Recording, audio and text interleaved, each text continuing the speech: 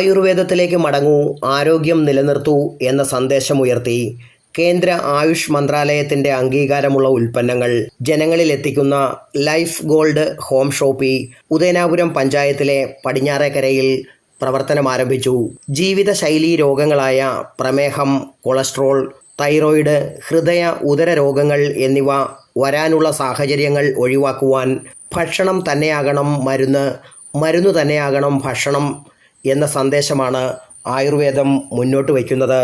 പ്രകൃതിക്കിണങ്ങിയ ഒരു ജീവിതശൈലിയായി ലോകാരോഗ്യ സംഘടന ആയുർവേദത്തെ അംഗീകരിച്ച സാഹചര്യത്തിൽ ആയുർവേദ മരുന്നുകളുടെ പ്രസക്തിയും വർദ്ധിച്ചിട്ടുണ്ട്.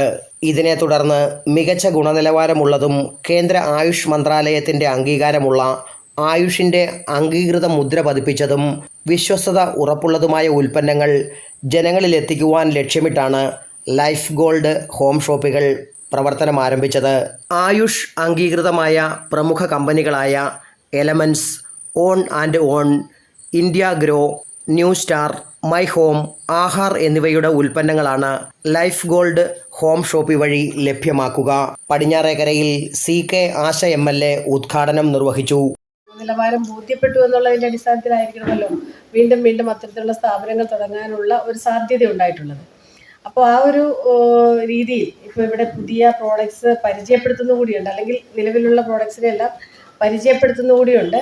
പുതിയ അതുമായി ബന്ധപ്പെട്ടുള്ള ആൾക്കാർ ഈ ഒരു ഫീൽഡിലേക്ക് കടന്നു വരുന്നതിനും പൊതുജനങ്ങൾക്ക് അതിൻ്റെ ഒരു ബോധവൽക്കരണം, ഒരു അവയർനെസ് കൊടുക്കുന്നതിനും കൂടി ആയിരിക്കണം ആ ഒരു പ്രോഡക്ട്സിനെ ഇവിടെ പരിചയപ്പെടുത്തുന്ന ഒരു കാര്യം കൂടി നിർവഹിക്കുന്നത്. തീർച്ചയായിട്ടും അത് കൂടുതൽ പേർ ഇതിലേക്ക് കടന്നു വരുന്നതിനുള്ള ഒരു സാഹചര്യം ഉണ്ടാകട്ടെ എന്ന് ഞാൻ ആശംസിക്കുന്നു, ആഗ്രഹിക്കുന്നു. തുടർന്ന് ബോധവൽക്കരണ സെമിനാറും വീഡിയോ പ്രദർശനവും നടന്നു.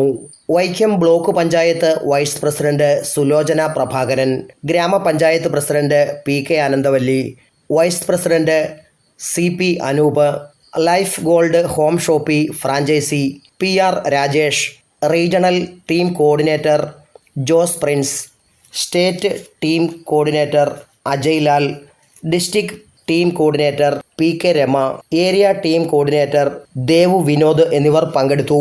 Praveen Bhaskar, news today, Vaikom.